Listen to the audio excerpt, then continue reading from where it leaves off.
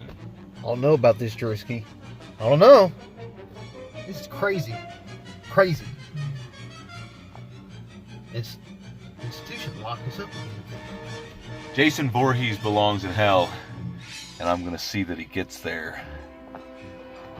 That's fucking terrible. It's Drewski McGillicuddy's Friday the 13th Part 6 movie review with guest What the? Brandon Eggstrom. That's our word. Hey everybody, it's Drewski McGillicuddy, and this is my ginger-headed friend Brandon Eggstrom. How the fuck do you say it? Engstrom. I'm not even positive how to do it yet. Okay, he doesn't even know how to say his last name. But I just recently found out that he's never seen Friday the 13th Part 6. So let's tell everybody, well, first of all, he used to help me scare the shit out of people at the Dent Schoolhouse. He was a little devil, and he would slide on catchers' knee pads. You know, the knee pads that catchers wear? Where am I looking at? Catchers' knee pads. And he would crawl around and chase people, and he would scare. Oh my god! And then they took him out of my scene. But anyway, I was trained by the best. Yeah. So why don't you tell them a little bit about your backstory? Look, the keys and this remote are in the way. Anyway, tell them about your backstory with Friday the 13th. Backstory? I didn't know anything. Hi, I'm new. Well, no, you were supposed to tell us about how you've seen the first one and you were waiting for Jason the whole time and there was no Jason. Oh yeah, that's it. So first time I saw Friday the 13th. I was watching it. I was like, all right. I knew Jason was in it. Thought there was a chainsaw for some reason. Mixed up a Texas Chainsaw. It happens. Anyway, so I'm watching the movie the whole time. And it's fucking his mom. And he wasn't even in it except when he grabbed the chick from the boat. No, okay. No. Anyway, so we're gonna talk. We're not here to talk about that. So which of the movies have you seen out of the franchise? That one. Then you say something. Oh yeah, Jason in Space, Jason X. Okay, X. so yeah, he's a noob. I'm not a noob. I was going on another show. Yeah, Also Quintino. Quintino. Quintino. Anyway, we're not here to talk about that. We're talking about Friday the 13th Part 6, and this is one of my favorites in the franchise, and it probably has the most flaws. But we're not going to get into the flaws because I'm here to talk about how much I love this movie. But I will admit, I will admit that I think Tom, what's his last name? Tom, you know, the guy from Return of the Living Dead. He plays Tommy. That's funny. His name's Tom. He plays Tommy. I liked him better in Return of the Living Dead than I did in this. I am actually a fan of the guy that plays Tommy in Part 5. I think he's more believable as a traumatized person. This one, it doesn't seem like he's been through a traumatic experience necessarily. Wasn't a strong suit. But plus, he's the guy that killed Jason, and then he resurrects Jason just to kill Jason again. But hey, if that weren't the case, we wouldn't have a movie to watch. You can't win them all. But I do love this intro, the whole lightning rod. I thought that was pretty creative. And I like how it starts raining when he tries to light him on fire, and then all the maggots wash off of him, and then that dude just hits him in the back of the head with a shovel. Yeah. And then he just punches right through his chest, rips his heart out. Calimán! Calimán! You know what that's from? Yes, Indiana Jones. See? He's not so bad after all, is he?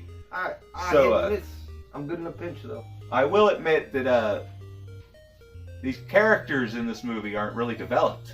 I mean, Tommy is and whatnot, but that's Tommy. He's been developed for the past 3 movies, but I don't really get to. I don't feel like I know what kind of people they are. I just don't get to know them enough. And this is also the shortest movie in the franchise at 86 minutes, and it came out in 1986, and it's the 6th movie in the franchise. 666, Mark of the Beast. Illuminati. All right. That was a bit of a stretch. It's a bit of a stretch, okay. But yeah, this one's a bit cartoony. This is where, of course, A Nightmare on Elm Street Part 6 got a bit cartoony.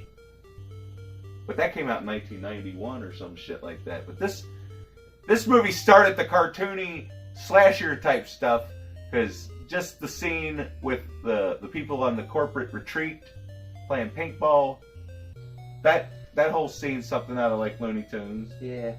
With Jason's superhuman strength ripping that dude's arm off, and then just, you know, It's all like, oh, I didn't know I could do that. 3 decapitations in a row, which it makes me sad that a lot of the cool shit is... Hit it with the hat trick. A lot of the cool shit in this movie is kind of off screen.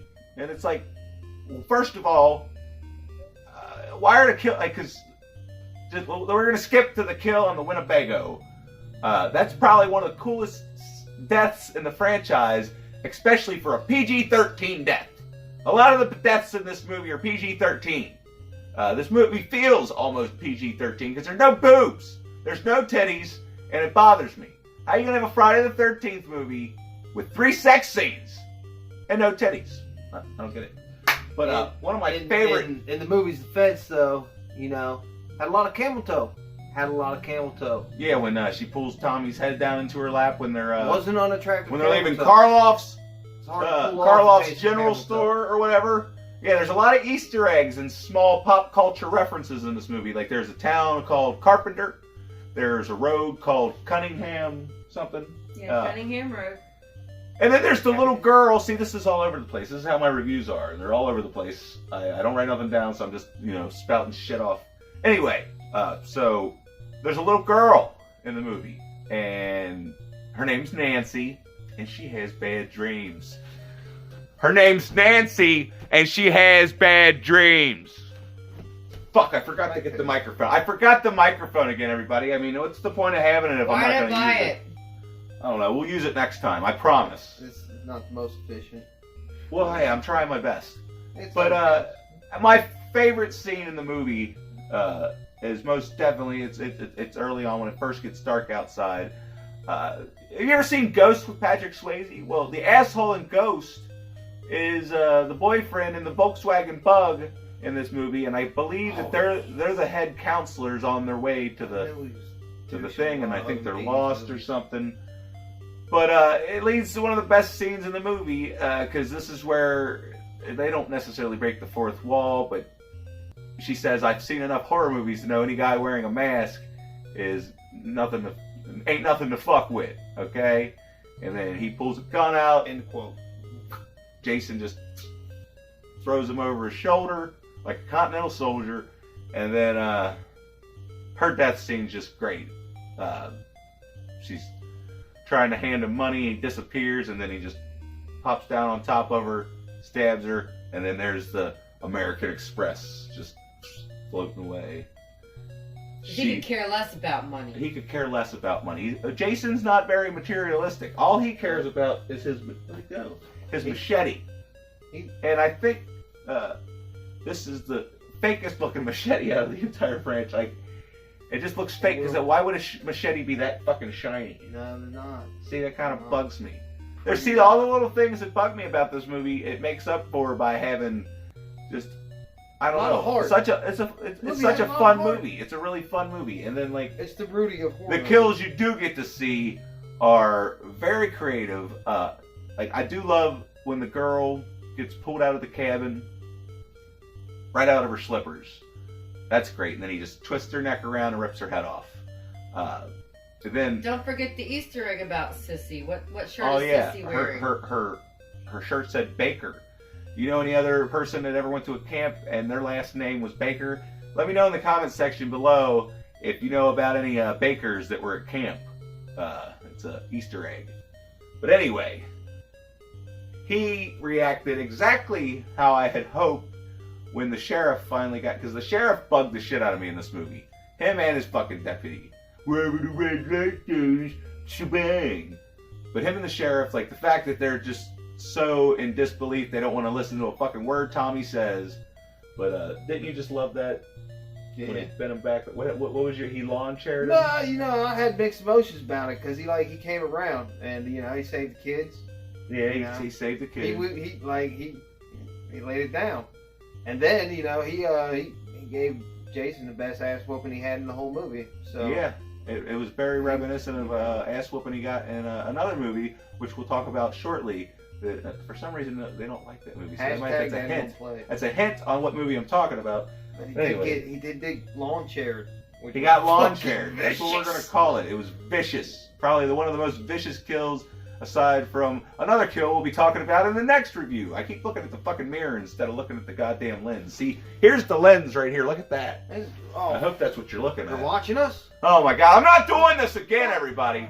So, what else are we going to talk about? The fucking... Sexy Sexy suspenders. Yeah, she's the one that gets her head ripped off. Yeah. Yeah, it's It a was shame. fucking disappointing. It's weird because you get the feeling throughout the movie that, hey, these people might, survive this. Which this movie does have the most survivors out of all the movies in the franchise because all the kids survive. And speaking of the kids, there's 2 kids in particular that I absolutely love.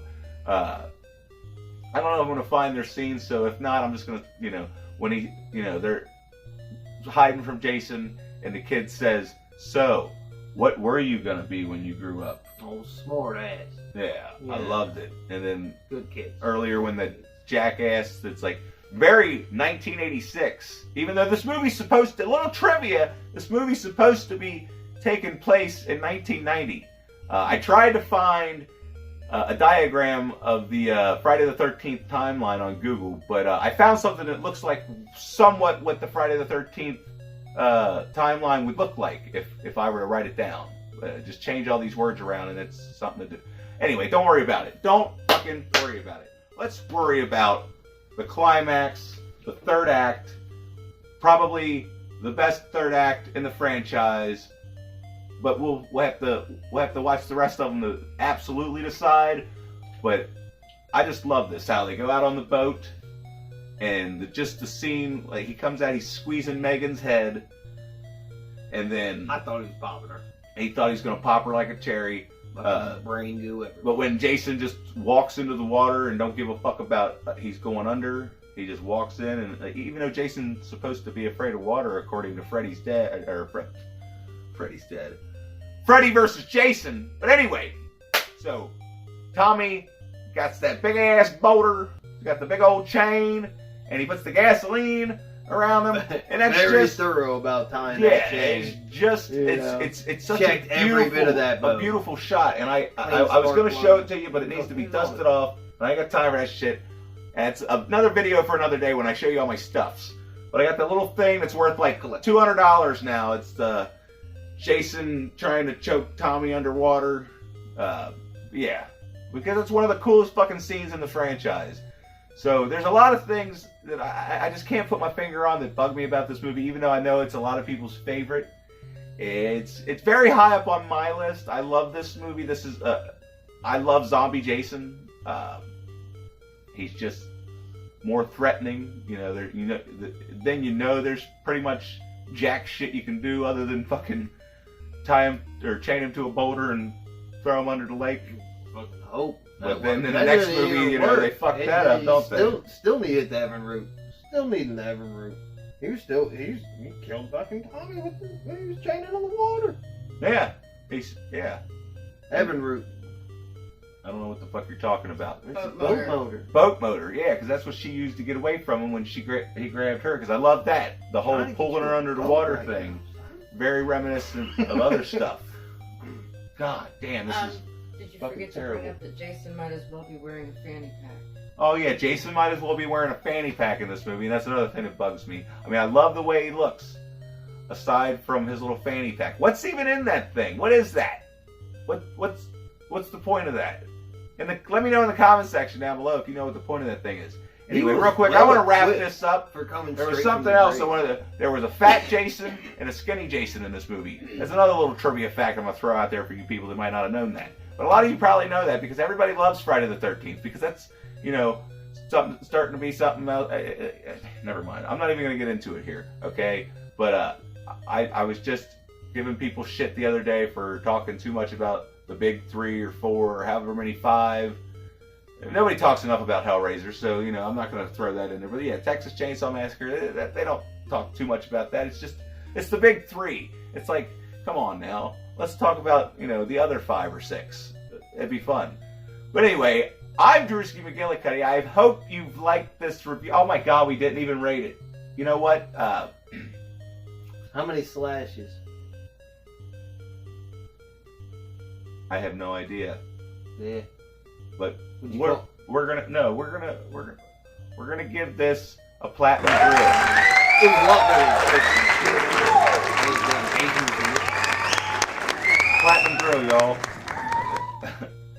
Hopefully I can find the right image. If not, just deal with whatever the fuck I give you. Anyway, like the goddamn video. Hopefully you can understand this mumbling bastard. We didn't have the microphone. I didn't have time to redo it. It wouldn't have helped. I like, that authentic low quality. He might as well be a Ginger Boomhauer. I can't ever, when he calls me, I can't ever understand what he's saying. But anyway, just don't worry about it. Just subscribe or something. And thanks to all my Patreons and blah, blah, blah, blah, blah. What? Did you think of something? Yeah. I didn't even do the shout out for the kids. Oh, did you? Do it. Say hi to the kids. Yeah.